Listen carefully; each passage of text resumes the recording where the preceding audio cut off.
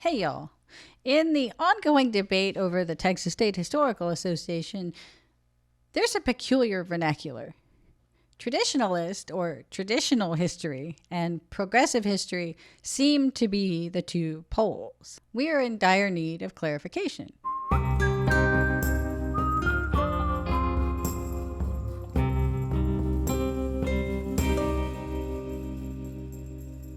Professional Texas historians use the word traditionalist as a pejorative, as a negative word.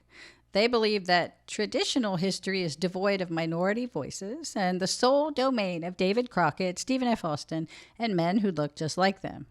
In their eyes, it's a world free from talk about violence or slavery or injustice because all of that has been carefully hidden from view. They believe that traditionalists are stuck in 1850 or 1950 where every hero is white and everyone else is invisible. One Texas scholar recently wrote that traditional history means the erasure of people like her. Another wrote that traditionalists want to return to how history was written in 1888.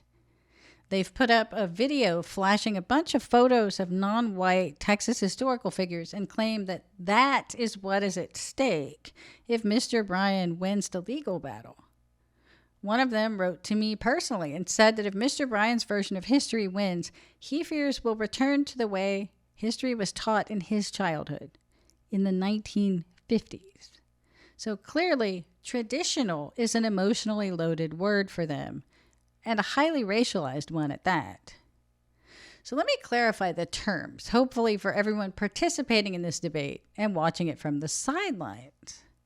The definition of traditional history has nothing to do with race. It has nothing to do with gender or sexuality or intersectionality. Traditional history has nothing to do with erasure. Traditional historians are professionals who adhere to the training they've received. They attempt to be unbiased and impartial. They are interested in the past. Since not everyone in the past was white, traditional historians are also interested in the history of previously marginalized people. The scholars who are arguing that a victory for J.P. Bryan in this case is a victory for white supremacy are not progressive historians. The opposite of traditional history is not progressive history. It is activist history. No progress is being made by disregarding the core tenets of your discipline. We, the public, don't take an issue with addition. We do take issue with subtraction for subtraction's sake. We don't oppose the study of non-white historical figures. It's the culture of complaint, the activist element, that is so very grating. If a historian can't present minority history without the qualifiers that it's been hidden or ignored, he or she is an activist.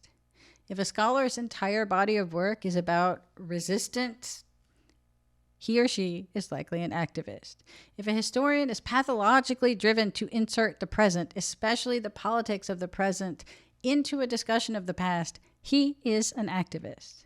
And we, the public, take issue with historians who use the activist jargon found in modern polemical writings like White Fragility and How to Be an Anti-Racist. The activist historians who are most vocal about the rift in TSHA say things like, "We are shattering the heroic Anglo myth, and white guys like J.P. Bryan fear that."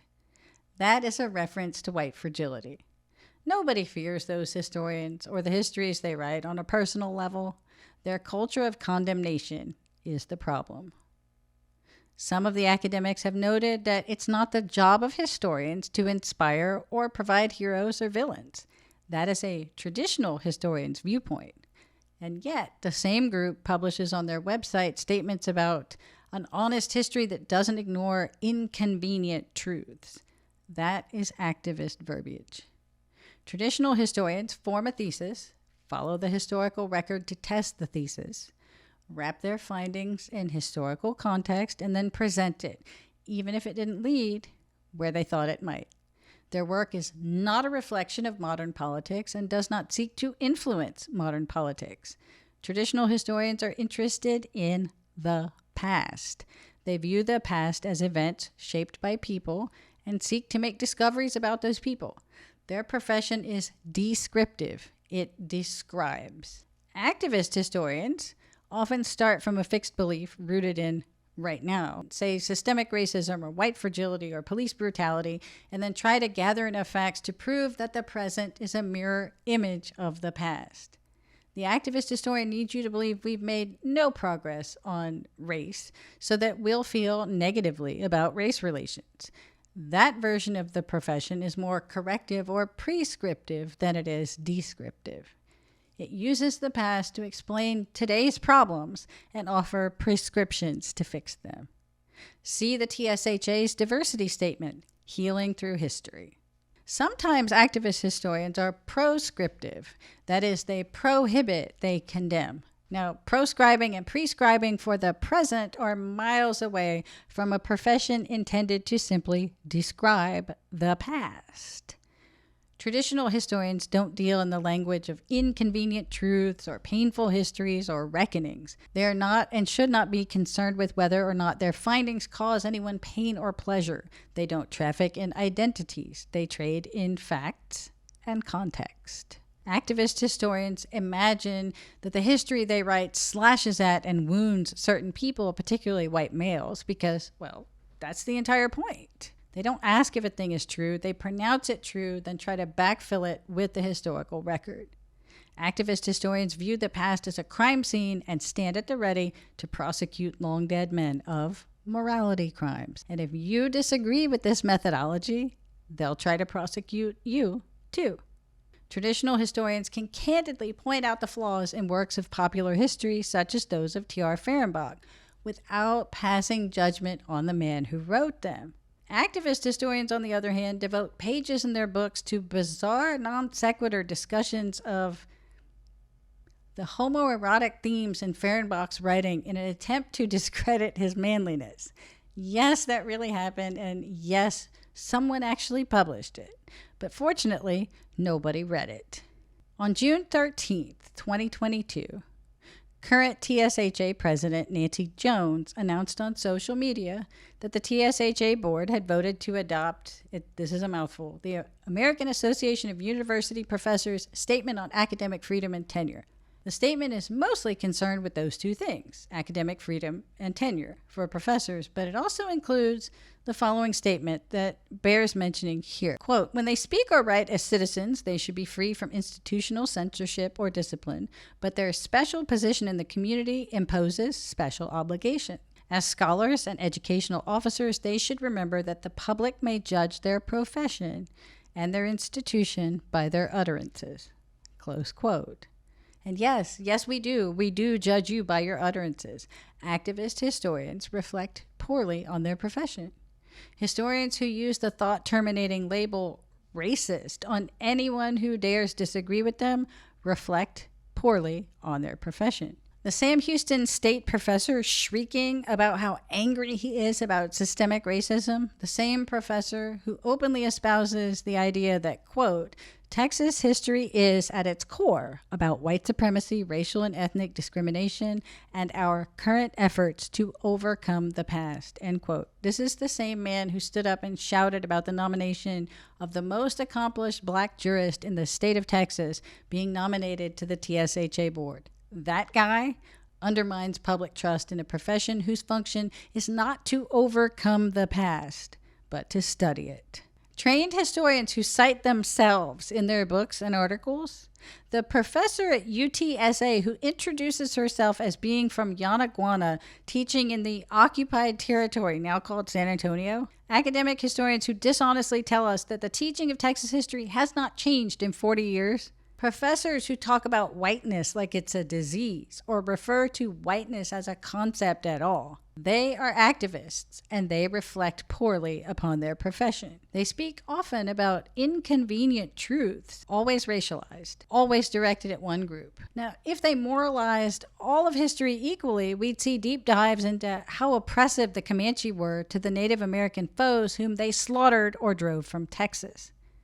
Every mention of Cherokees would have the same requisite asterisk for slavery next to their names as Anglo settlers in a history book. And everyone, of course, would be stigmatized as colonizers because, of course, everybody was. But the moralizing of the activist historian is not universally applied. Informed by critical theory, such as it is, the moralizing applies to one group that is perceived as having the most power. Everyone else is exempt from being responsible for the sins of their forebears. Many of the historians agitating against the TSHA lawsuit are actually traditional historians, even though they don't label themselves that way. They adhere to the methodologies they spent so much time perfecting in college.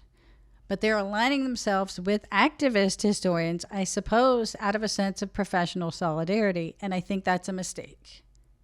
Traditional historians who want the trust of the public should be correcting the activists in their midst or encouraging them to seek work in, say, sociology, anthropology, or maybe political science.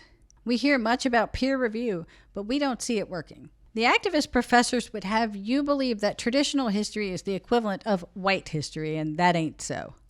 So when you hear me refer to traditional history, know that I'm referring to the traditional practice of history.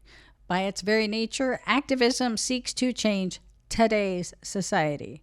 It is a culture of complaint and condemnation that will admit of no progress in society. That is not the realm of the historian, and if the public is to trust the profession, traditional historians must preserve the integrity of that profession and distinguish themselves from the activists. The future of Texas will be a more informed one if traditional historians are elevated and activist historians are not.